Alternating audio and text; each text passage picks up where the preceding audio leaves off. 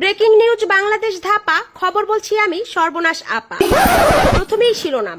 গতকাল গুরগুরিয়া থানার ভুরভুরিয়া গ্রামে 40 বছর বয়সের এক স্বামী অফিস থেকে ঘরে ফেরার সাথে সাথে তার আপন স্ত্রী হাতের কাছে থাকা সেফটিপিন দিয়ে গুতা মেরে তার স্বামীর চোখের 12টা বাজিয়ে দিয়েছে।